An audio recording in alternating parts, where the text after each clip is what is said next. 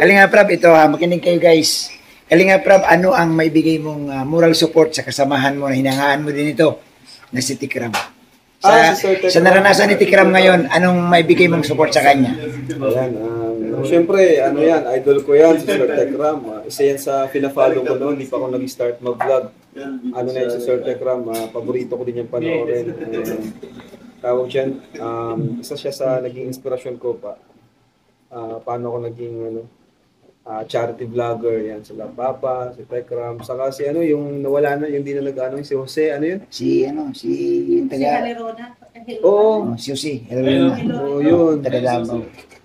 Ay, iba yun. Iba yun. Yeah, tapos si Hungry Syrian, yan yung mga kinapalo ko noon. Wow. So ngayon, normal naman na may mga mga pagdadaan ng problem. Kami marami rin kami pinagdaan ng ganyan about sa sa beneficiary na feeling natin na betray tayo, di ba? Masakit din. Masakit talaga 'yun.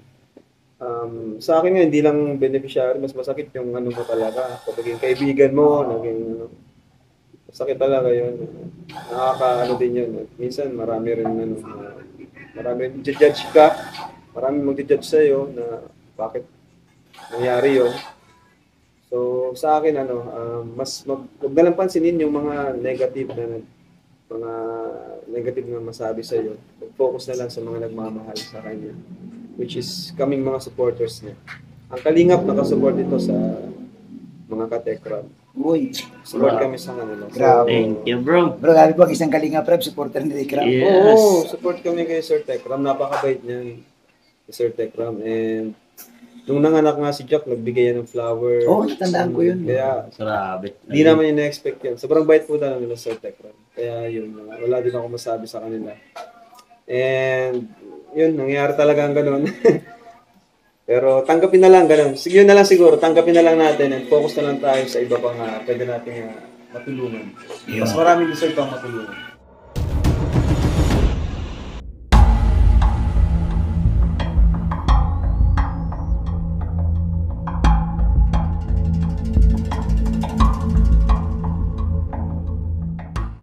Nagsalita na si Kalinga Prab, kaya siguro it's about time na magsalita na rin ako. Seriously, no? Seriously.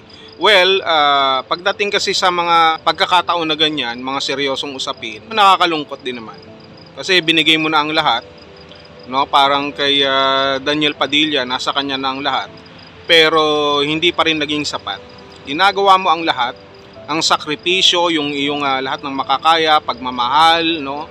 Pag-aaruga, atensyon, lahat na para sa ikagaganda ng buhay ng isang tao. At dito sa kaso nga ni Dave, hindi na iba siya doon sa pamilya Manalastas. Dito kila Tatay Tekram. Kaya maintindihan natin kung ano yung kanyang pinagdadaanan, na kahit sabihin natin na magsalita pa itong si Dave ng kung ano-anong mang bagay, no? Tinuruan man yan o hindi ng mga hayop na wakwak, wala tayong magagawa.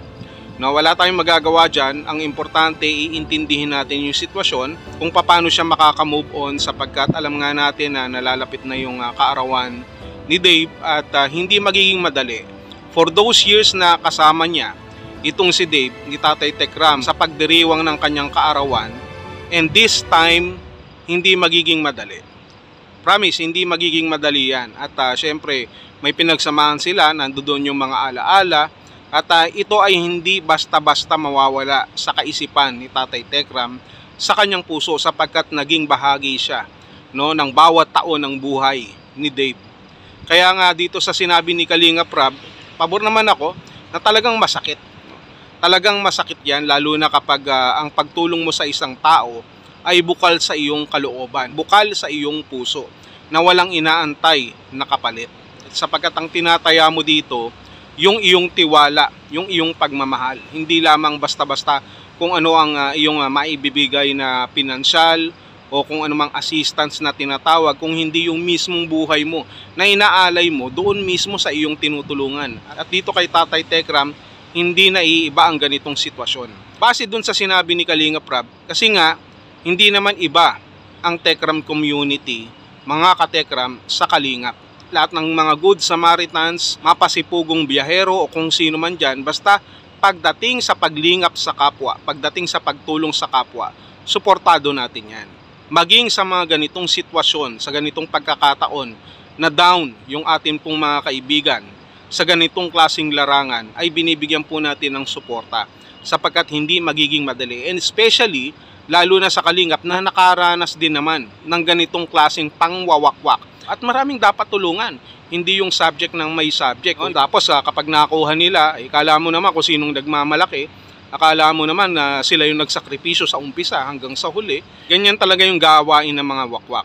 Payo lang naman natin, o suggestion o advice, dito kay Sir Tekram, nagawa mo naman sir yung iyong makakaya, yung iyong magagawa, no, lahat ng panahon at oras na ibigay mo na, siguro it's about time na bigyan mo naman ng time din ang iyong sarili, yung mga iba pang mga beneficiary na mas dapat matutukan.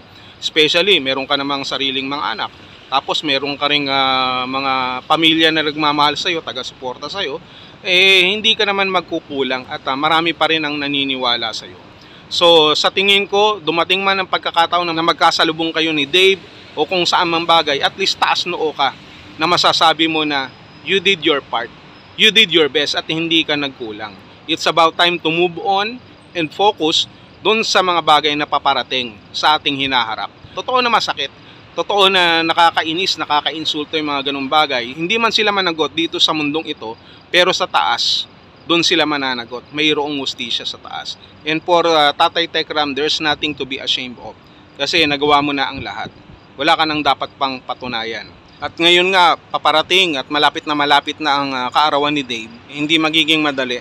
Talagang syempre, ay maaalala ni Sir Tekram, no, yung kanilang pinagsamahan, yung kasiyahan, yung mga memories ng pagdiriwang ng kaarawan ni Dave. At nandoon pa rin sa kanyang puso na sana, naiisip niya, nandoon sumisigaw sa kanyang puso na sana kasama niya si Dave, na bahagi pa rin sana siya ng pagdiriwang ng espesyal na kaarawan na ito ni Dave. Kaya nga doon sa kanyang pakiusap, doon sa mga tao na pagdating ng kaarawan ni Dave ay wag nang i-bash, wag nang magbigay ng mga mensahe, mag-comment ng kung anumang mga negatibo sapagkat gusto niyang maibigay dito sa bata, na si Dave yung pagkakataon na yun na maging masaya lamang, na walang stress, walang toxic, sapagkat nandoon pa rin syempre yung kanyang pagmamahal dito kay Dave. Kaya doon sa ating pong mga taga-suporta sa Kalingap, sa mga katekram, wag po kayong magtaka kung bakit ang Kalingap po ay nandito sa side ni Sir Tekram, sapagkat sabi nga nila,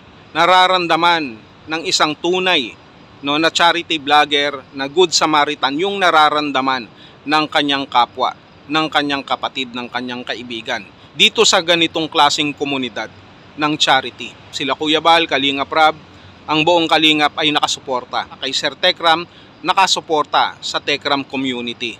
At kung ano man ang pagkakamali, kung ano man ang mga bagay na hindi tama, ito po ay atin pong lalabanan. At ipaglalaban natin yung katotohanan at tunay na katwiran sa mga ganitong klaseng usapin. Kaya para dito kay Sir Tekram, laban lang. At they cannot put a good man down.